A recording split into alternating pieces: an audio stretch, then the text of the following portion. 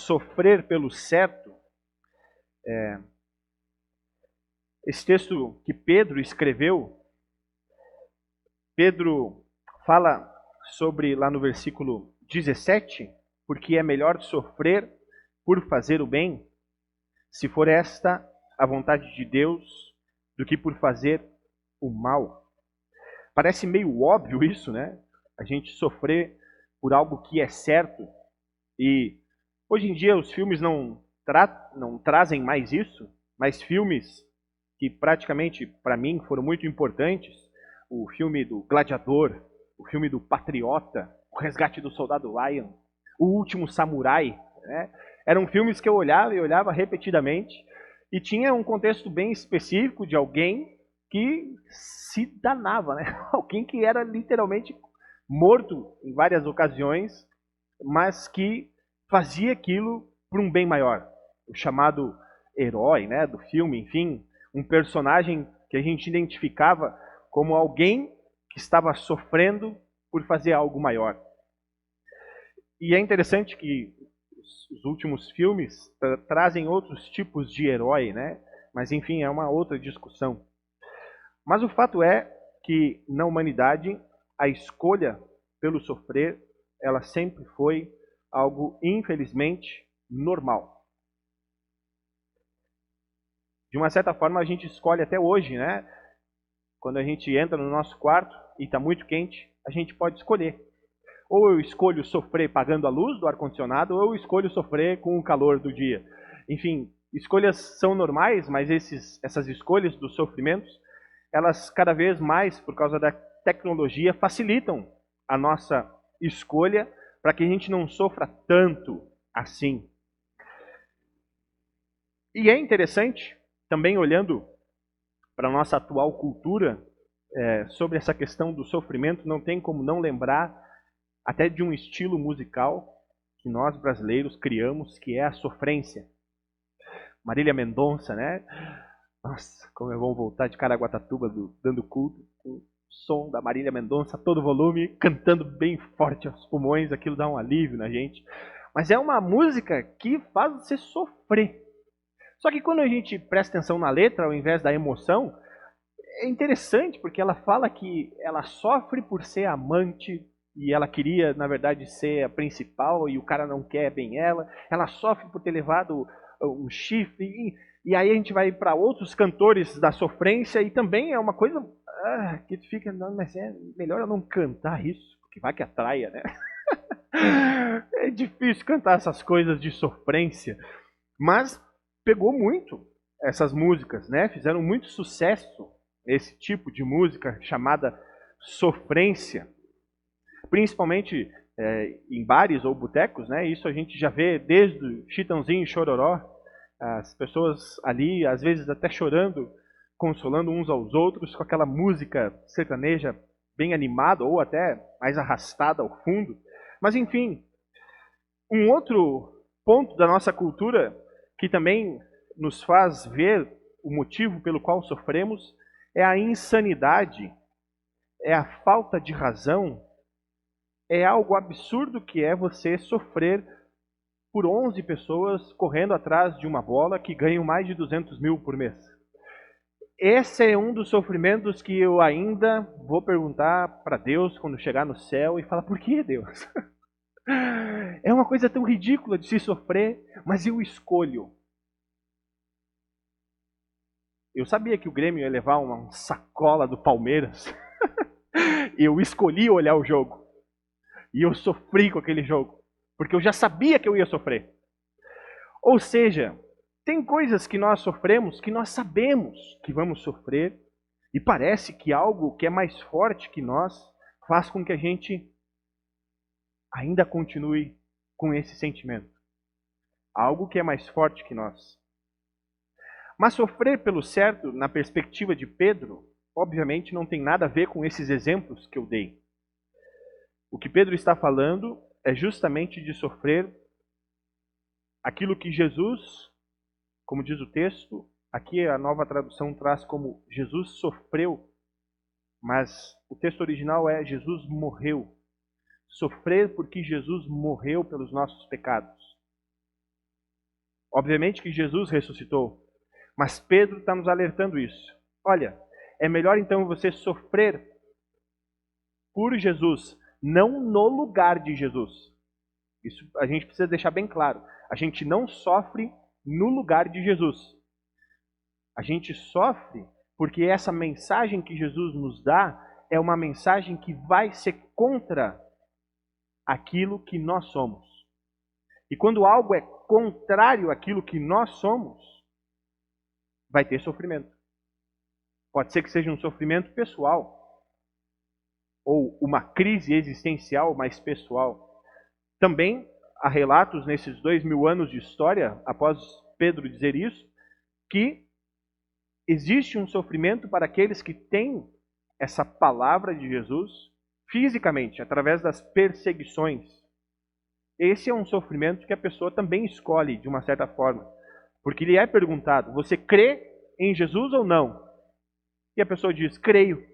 Então as consequências físicas, né, as consequências das formas mais aterrorizantes possível, se recaem sobre essa pessoa. Então Pedro está nos lembrando disso. Está nos lembrando de algo que acontece desde o nosso nascimento. O parto é uma coisa sofrida. Não tem como alguém olhar para aquela cena e falar, essa é uma obra de arte. Olha que maravilha isso, né? Há dor, há um certo constrangimento, mas há uma beleza que nós não conseguimos entender em meio àquele caos. Principalmente quando se ouve o choro, então, do bebê, esse caos ou esse sofrimento parece que nunca existiram. E aquele momento se torna um momento bonito ou um momento que as palavras não conseguem expressar, porque todo aquele caos, aquela angústia, aquela ansiedade de antes de acontecer aquilo desaparece de uma certa forma quando o objeto, né, ou quando aquilo pelo qual todos estavam esperando dá os seus primeiros chorinhos. Por isso, é óbvio, se nós estamos falando de sofrimento, as mães sabem muito bem o que é isso. O que é isso? Também temos que lembrar que esse sofrimento que nos acompanha então desde o nascimento, ele vai mudando ao longo da nossa vida, mas ele não desaparece. Os sofrimentos de uma criança são muito diferentes dos sofrimentos que nós temos agora. E certamente nós gostaríamos de trocar como adultos. Nossa, como eu queria sofrer quando a minha mãe não deixava eu pegar um pirulito. Aquele sofrimento seria muito melhor do que esse que eu estou passando hoje. Mas pergunta para uma criança.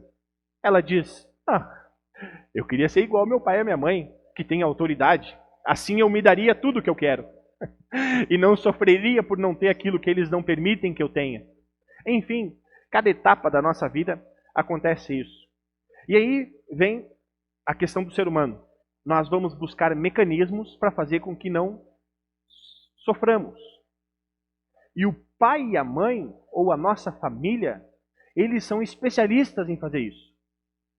O tempo todo, os nossos pais, as nossas mães querem nos dar condições para que a gente sofra menos que eles sofreram. Isso é algo que a gente vê, e é fato, né? Se a gente conversa com os nossos avós ou bisavós, a gente sempre ouve eles falar, nossa, a gente não tinha tal coisa, mas a gente proporcionou para os nossos filhos. Fazendo um parênteses, há uma discussão, então, de que essa falta de sofrer, digamos assim, tornou pessoas, de uma certa forma, mais suscetíveis a abalos emocionais que gerações anteriores não tinham. Fecha parênteses. É uma discussão para outra hora. Mas o ponto é, nós como seres humanos buscamos mecanismos de proteção a esse sofrimento. A tecnologia, desde a invenção da roda ou do fogo, faz parte disso. Enfim, nessa nossa tendência como seres humanos a não sofrermos ou buscarmos o não sofrimento, Pedro, Jesus, Paulo os apóstolos, na carta de Tiago, na carta que Paulo escreve a várias igrejas, eles falam sempre sobre isso. Que se você é cristão, você vai sofrer. Tem uma igreja muito conhecida aqui no Brasil que tem um slogan: pare de sofrer. Não sei se alguém já viu. Até em essa igreja fora do Brasil, ela não é mais Jesus é o Senhor. É pare de sofrer, ou espanhol pare de sofrer, alguma coisa assim. Porque pegou. E infelizmente, quando a gente vai ouvir o que é esse pare de sofrer, está muito atrelado à fé que a pessoa tem em parar de sofrer. Ou seja, se você sofre, é porque você ainda não chegou num estágio de fé que o permita fazer isso. Mas Pedro nos diz algo diferente. Pedro nos diz que a fé que nós temos em Jesus Cristo vai fazer com que a gente sofra por aquilo que é certo. Então o slogan que nós poderíamos colocar aqui na nossa igreja é: venha sofrer você também. Acho que não iria encher, né, a igreja, enfim. Mas é algo que nós precisamos conversar. E aí eu fui atrás de alguém que escreveu algo e que infelizmente acabou levando o nome da nossa denominação, que é luterana. É uma coisa estranha, né? Chamar luterana. Obviamente que Martinho Lutero não queria isso, mas hoje nós somos luteranos. Obviamente também por essa influência dele nos seus escritos. E aqui algo importante. Lutero não se preocupou em escrever algo sistemático, com que a gente pegasse uma cartilha e dissesse: bom, por onde eu inicio a minha caminhada cristã? Ah, por esse assunto, depois por aquele, e assim a gente vai indo. Lutero não quis isso. Lutero foi escrevendo de acordo com as reações que iam acontecendo. E uma reação que Lutero escreve é justamente a um príncipe que o ajudou muito. Esse príncipe, ele já no final da sua vida, o Frederico, né, duque da Saxônia, ele não entendia por que ele sofria. Porque a vida toda ele fez aquilo que a igreja mandou ele fazer. Juntar relíquias, porque quanto mais relíquia você tinha, mais perdão você tinha de Deus.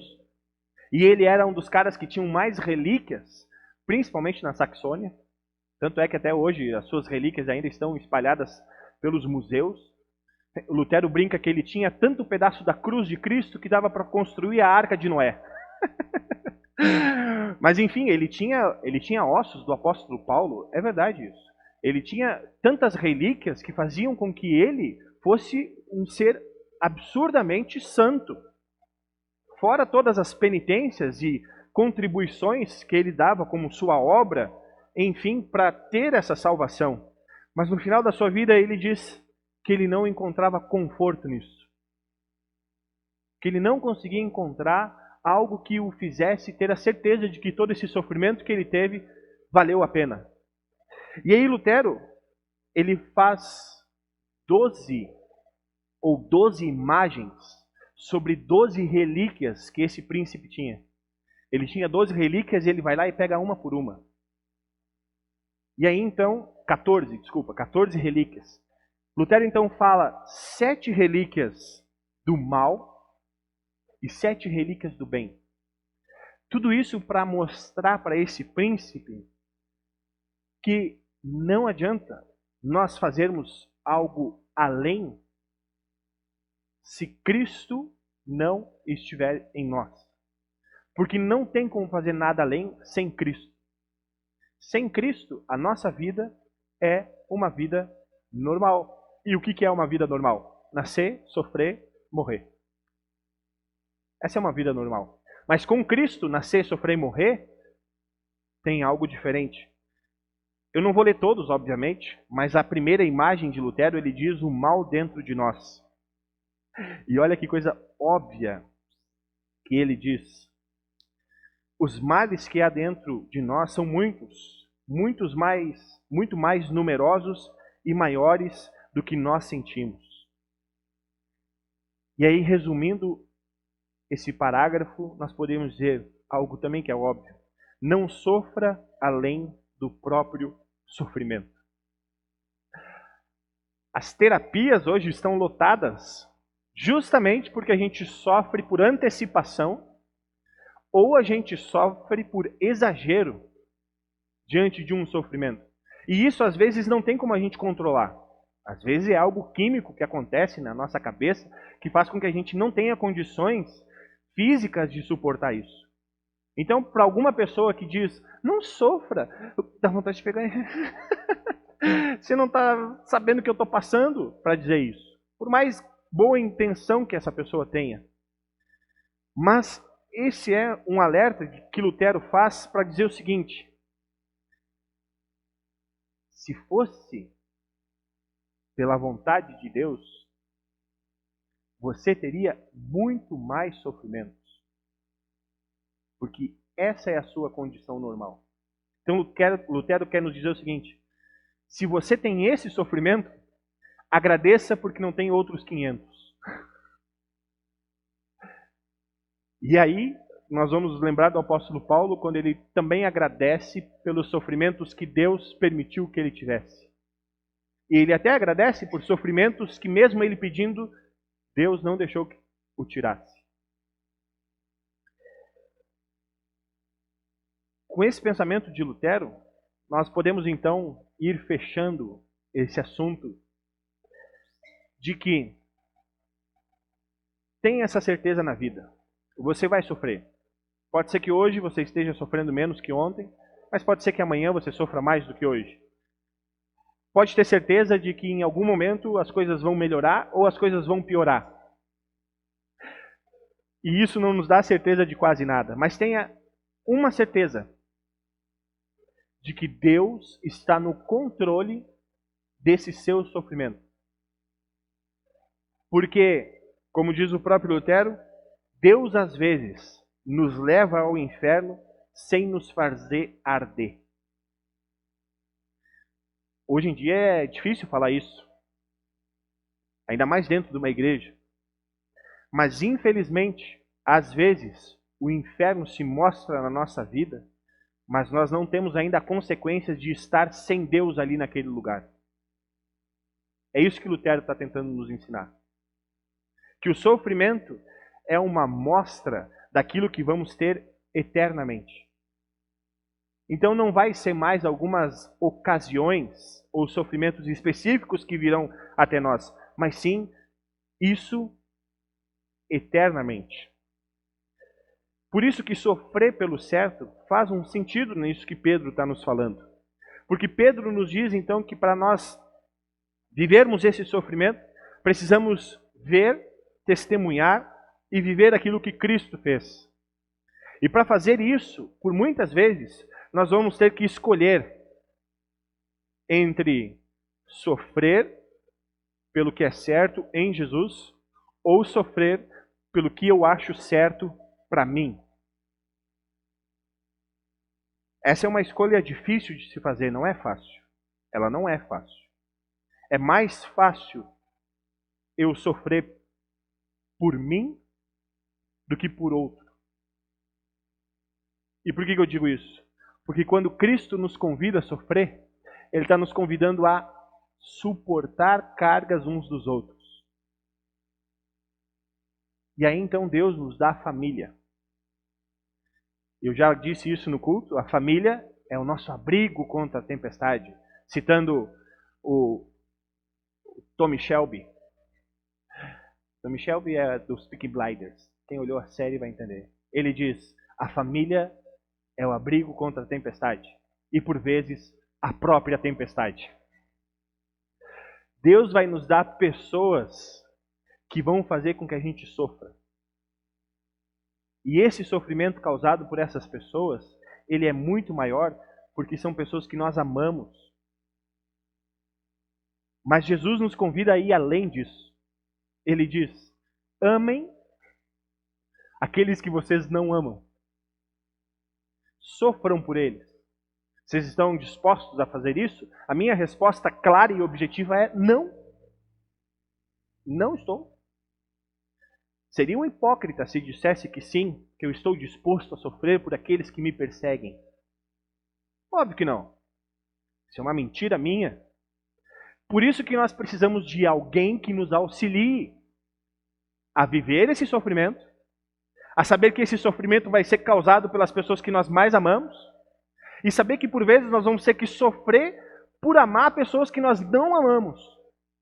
Como que vamos fazer isso humanamente falando? Impossível. Por isso Jesus diz, respira. Calma. Eu vou enviar o auxiliador para vocês. Eu vou enviar o Espírito Santo para vocês. Por isso que nós cremos o seguinte: quando nós fazemos uma boa ação, uma boa obra para alguém que mereça ou não mereça, de acordo com o nosso julgamento, isso não vem de nós. Não vem de nós. É dom de Deus. É um fruto do Espírito. O Espírito Santo que vai nos auxiliar nessa vida agora que vamos ter, porque sofremos em Cristo. Sofremos porque há uma luta interna muito forte em não ouvir o Espírito Santo. Outra coisa que eu sempre digo para vocês é, o nosso trabalho, na verdade, é não atrapalhar o Espírito Santo. E isso acontece direto. Quando Pedro então nos convida a sofrer por causa daquilo que Jesus fez por cada um de nós, nós precisamos ter isso em mente. Deus, faça com que a voz do Espírito Santo seja muito mais forte do que aquilo que eu quero que ele se cale. Ou da minha vontade de fazer com que ele se cale. E como é que eu vou identificar isso, pastor? E agora vem algo que ainda é mais difícil de dizer. Bom, você vai identificar isso quando doer. Quando doer em você, você vai ter certeza que você está travando uma luta em que o Espírito Santo quer te conduzir para algo que você não quer.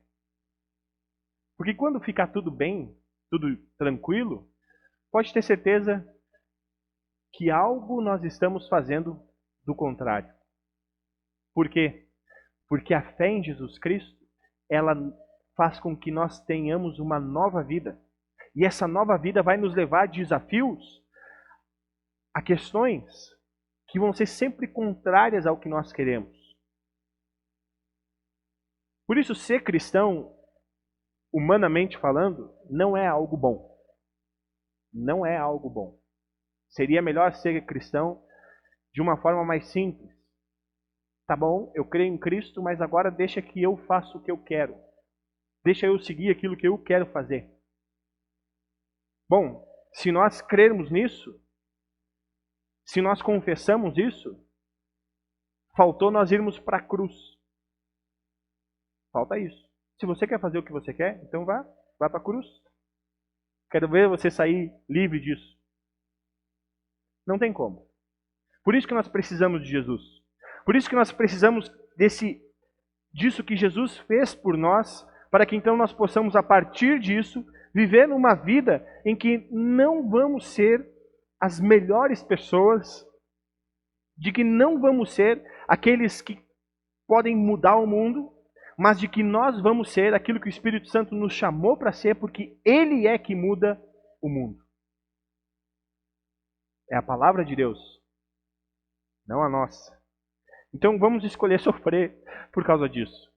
Assim como uma mãe escolhe sofrer para que o seu filho fique bem, nós como cristãos também vamos sofrer para que o não crente creia. Esse é o nosso ponto. Às vezes vamos ter que engolir coisas e escolher sofrer por não estarmos com a razão para que o não crente creia em Jesus Cristo. Esse é um convite difícil e um convite meio estranho de se fazer num Dia das Mães, mas não tem como não olhar para as mães e enxergar a escolha que elas fizeram, aquelas mães que amam seus filhos, a escolha que elas fizeram de não viver mais para si, mas viver para os seus filhos. Essa é uma escolha que nós podemos fazer hoje também. Não vivermos mais para nós, mas vivermos através do Espírito Santo. O Espírito Santo vem a nós sem a nossa escolha, mas nós podemos rejeitá-lo. Por isso que nós possamos pedir que nós possamos sofrer pelo certo, sofrer com Jesus até que Ele volte. E a partir da sua volta, não existirá mais esse sofrimento. Então é breve. Comparado com a eternidade, ele é breve. Em nome do nosso Cristo vivo, amém.